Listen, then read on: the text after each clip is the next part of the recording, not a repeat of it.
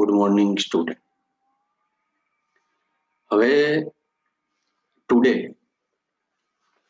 we are going to learn about the correcting the errors. હવે આ ટોપિકની અંદર ગ્રામરના આપણા જેટલા મુદ્દા છે એ બધા જ મુદ્દાને આવરી લેતો આ એક ટોપિક. હવે આની અંદર તમારે શું કરવાનું છે એની એક વાત કરી દઉં છું કે you will be given a paragraph. તમને એક પેરેગ્રાફ આપેલો હશે અને અંડરલાઈન પણ કરેલી હશે તમે.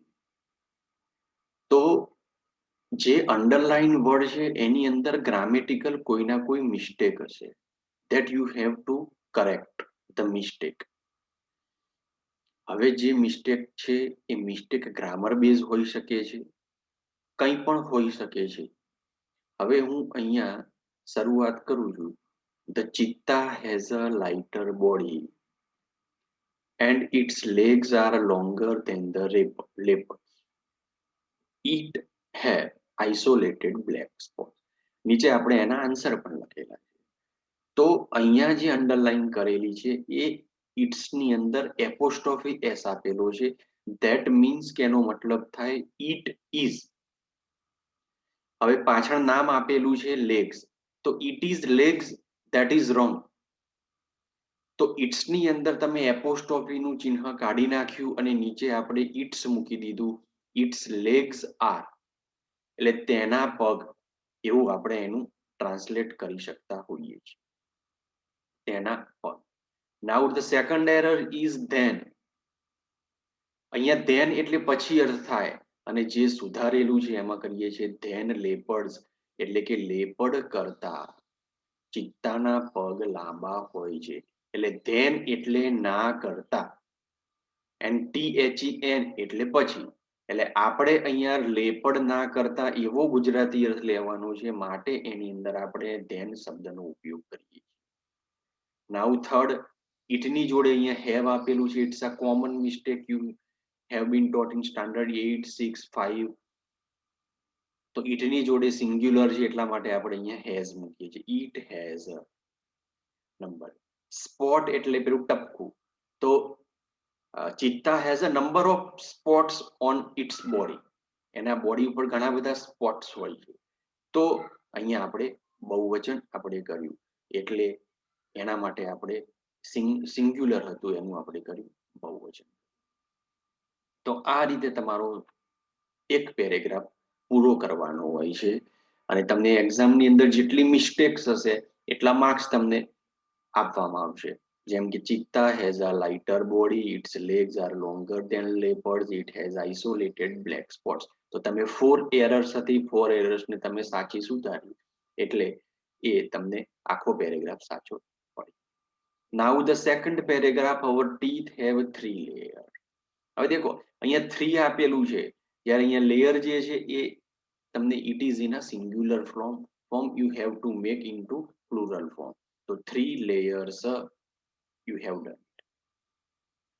Now the second error is hardest. Hard is an adjective and hardest is the form of a superlative degree. Hardest and strongest, both the adjectives are from the superlative degree. હવે superlative degree ની અંદર you have to use the article, not a article. That is why the hardest, you have to use the hardest. Strong part of our body, it's a preposition. આપણા શરીરનો ભાગ, તો of our body.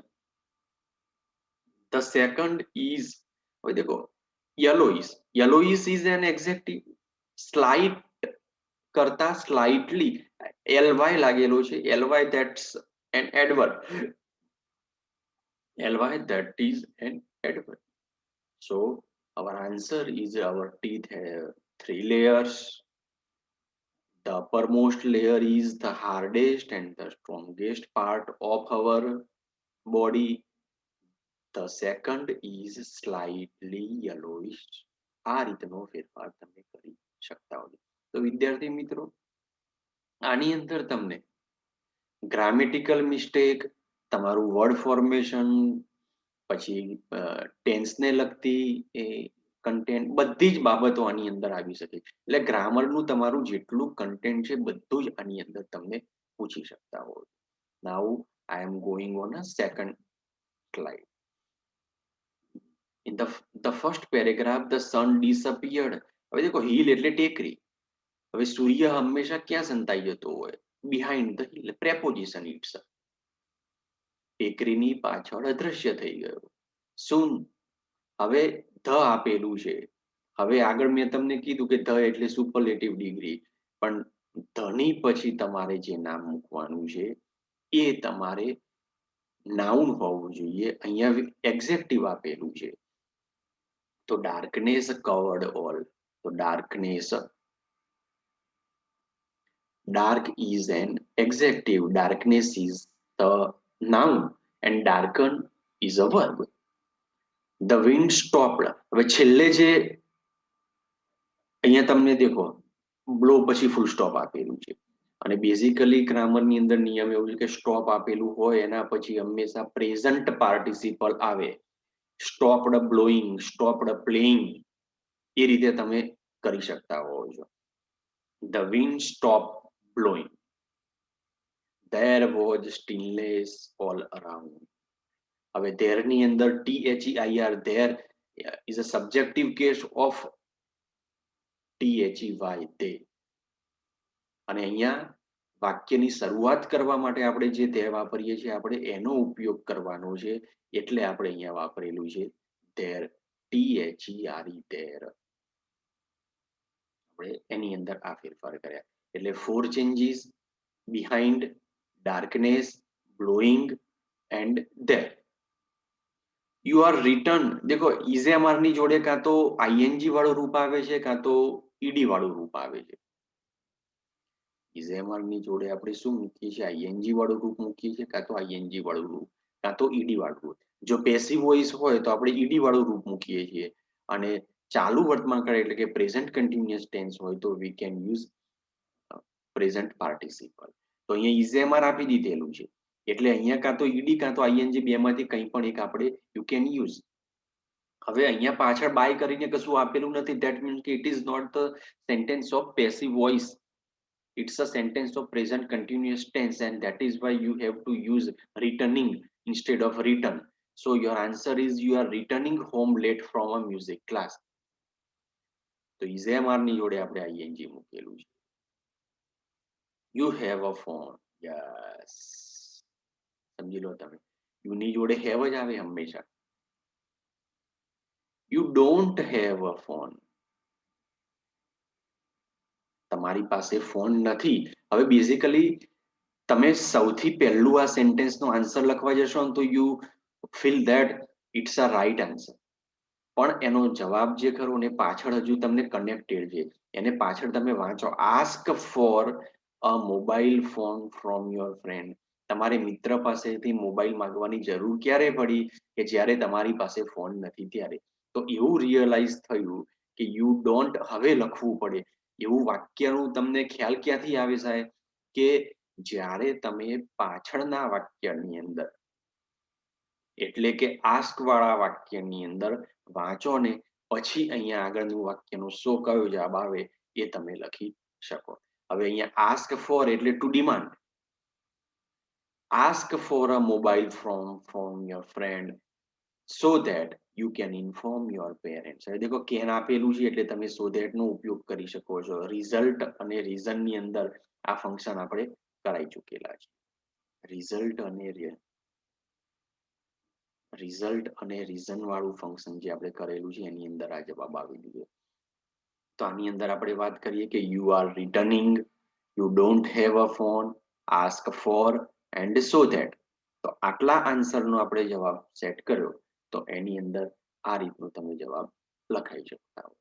હવે ત્રીજી slide હું open કરું છું, જેની અંદર પણ બીજા 1-2 પેરેગ્રાફ મૂકેલા છે આપણે. એની અંદર બી 3 પેરેગ્રાફ છે. હવે માય ફિઝિશિયન્સ. હવે દેખો જે આવેલું છે, સોરી ભૂલથી આ પેરેગ્રાફ વધારાનો આવી ગયેલો છે. હવે આપણે નીચેની વાત કરીએ છીએ. First take a piece of paper. Here piece is શાંતિ, not a ટુકડો. So you have to use PIECE, piece of paper. આગળ ધેનની આપણે ચર્ચા કરી દીધી. THEN, fold it twice, એને 2 વખત વાળો. So there is a square, જેથી કરીને આની અંદર ચોરસ થઈ જાય, square. Again a square with 4 folders. તો અહીંયા આપણે with મૂકી. તો THAN એ આપણે કમ્પેરેટિવ ડિગ્રીની અંદર તમે એનો યુઝ કરો છો, અને અહીંયા જે THAN આપેલું છે આપણે એનું કરીએ છીએ THEN એ ફેરફાર કરો. First take a piece of paper. Piece that means કે જે ટુકડો હોય છે એ પેપર. પછી સો there is again a square with 4 folders. તો એની અંદર 4 folders વાળું આપણે વાત કરી. નાઉ ધ લાસ્ટ પેરેગ્રાફ ની અંદર વાત કરીએ. ધ પબ્લિક ગાર્ડન ઇઝ ખાલી is a very attract place. હવે attractive, attraction, attract is a verb. તમને ઇઝ ઓલરેડી વર્બ આપી ચૂકેલા છીએ. તો અટ્રેક્ટિવ, ઇન્ટરેસ્ટિંગ પ્લેસ, આકર્ષક જગ્યા છે. Attractive is an adjective. in the public in the evening, देखो much is for quantity, and people, you can count the people, how many people are there in the garden. So you can use many people are seen visiting the garden. Man, देखो man is in a plural form, so you have to make plural form of woman. Women થશે, WOMEN, women. And moved around. એટલે હવે હું તમને એક વાત કરી લઉં છું અહીંયા, કે આ પેરેગ્રાફની અંદર તમને પ્રોનાઉનની ચર્ચા કરેલી છે. પ્રોનાઉનની અંદર તમને સિંગ્યુલર, પ્લુરલ એ બધી બાબતોની વાત કરી. દેખો અહીંયા પેરેગ્રાફની અંદર અટ્રેક્ટનું તમે એટ્રેક્ટિવ બતાવ્યું, એટલે કે તમને લેસન ચલાવતી વખતે હું જેટલા પણ નાઉન, વર્બ, એક્સેક્ટિવની વાત કરું છું, તો એ વસ્તુ પણ અહીંયા તમને લખી દીધેલી છે. તો એ પણ તમને ખ્યાલ હોવો જોઈએ. એટલે કેટલા ચેન્જીસ થાય છે એની હું તમને વાત કરી રહ્યો છું. એટલે વર્બ ફોર્મેશન એટલે કે સોરી વર્ડ બિલ્ડિંગ એટલે કે શું, નાઉન, વર્બ, એક્ઝેક્ટિવ ને લગતી માહિતી તમારામાં હોવી જોઈએ. દેખો અહીંયા સેકન્ડ પેરેગ્રાફની અંદર તમને વિથ આપેલું છે. ધેટ મીન્સ કે તમારા પ્રેપોઝિશન્સ તમારી જોડે at, in, by, with, for, into એ બધા પ્રેપોઝિશન્સ છે. તો એ પ્રેપોઝિશન્સ નો પણ આપણે અહીંયા ઉપયોગ કરી દીધેલો છે. ડિગ્રીનો ઉપયોગ કરી દીધેલો છે. પછી આ કન્જક્શન્સ નો આપણે અહીંયા ઉપયોગ કરી દીધેલો છે. સિંગ્યુલર, પ્લુરલ નો આપણે ઉપયોગ કરી દીધેલો છે. અને ટેન્સ તો ખરા જ. એટલે આ કરેક્ટ ધ એરર એક એવો ટોપિક છે કે જેની અંદર તમારે જેટલું ગ્રામર પૂછાય છે બધું જ ગ્રામર આની અંદર તમારે આવી જતું હોય છે. એટલે તમને દરેકે દરેક, પછી દેખો અહીંયા PIE સરખા મળતા આવતા શબ્દો હોય, PIECE અને PEAC બંનેનો પ્રોનાઉન્સિએશન સરખું છે પણ બંનેનો મિનિંગ જુદો છે. અહીંયા શાંતિ છે જ્યારે અહીંયા ટુકડા વાળું પીસ છે. તો એ પણ અહીંયાની અંદર આપણે ઉપયોગમાં લઈ લઈએ છીએ. સર્વનામના ફેરફારો કરેલા હોય, સર્વનામની અંદર તમને હી કે સી પ્રમાણેના ફેરફારો કરેલા હોય તો એ ફેરફારોને પણ તમારે ધ્યાનમાં લેવા પડતા હોય છે. એટલે કોઈ પણ ફેરફારો આની અંદર પૂછાતા હોય છે, એ દરેકે દરેક ફેરફારોને તમારે તમારી રીતે જોઈ લેવા તો પડશે. કારણ કે આની અંદર એવું ફિક્સ નથી હોતું કે કોઈ ચોક્કસ ટોપિક ઉપર, કોઈ પર્ટિક્યુલર ટોપિક ઉપર એ લોકો કોન્સન્ટ્રેટ કરતા હોય. તમે કરેક્ટિંગ એરર્સ એટલે કોઈ પણ પ્રકારની એરર હોઈ શકે છે. એ ગ્રામર બેઝ હોઈ શકે છે, ટેક્સ્ટ બેઝ પણ હોઈ શકે છે. હવે સૌથી ફર્સ્ટ સ્લાઇડની અંદર જે પેરેગ્રાફ હતો, તો એ પેરેગ્રાફની અંદર જે પેલો ચિત્તા વાળો જે પેરેગ્રાફ હતો એ ટેક્સ્ટ બેઝ પેરેગ્રાફ હતો. તો એની અંદર તમારે એ પેરેગ્રાફની અંદર એ પ્રમાણેના ફેરફારો તમે કરતા હોવ છો. એટલે વિદ્યાર્થી મિત્રો, આ જે ટોટલ મેં 3 સ્લાઇડની અંદરથી 3 સ્લાઇડમાંથી મેં તમને ઓછામાં ઓછા 7 થી 8 પેરેગ્રાફ તમને મોકલું છું અત્યારે. તો એ 7 થી 8 પેરેગ્રાફની રિટન પ્રેક્ટિસ કરશો તો જ તમને એ ખબર પડશે કે મારે આ વસ્તુને ક્યાં સુધારવાની છે અને કઈ રીતે સુધારવાની છે. એ બધી બાબતો તમને ત્યારે જ ત્યાં ખબર પડશે. Otherwise you can't do it. તમે એને કરી નહીં શકો. એટલા માટે વિદ્યાર્થી મિત્રો, આ લખ્યા આ સ્લાઇડ આ વિડીયો જોયા પછી જેટલા પણ પેરેગ્રાફ છે બધા જ પેરેગ્રાફને તમે શાંતિથી એકવાર મોઢે મમ્મી પપ્પાની સામે તમે એને લખી દો અને તો જ તમે એને પ્રોપરલી સમજી શકશો. અને એ સાથે હું આજનો લેક્ચર અહીંયા પૂરો કરું છું. ગુડ બાય, જય હિન્દ.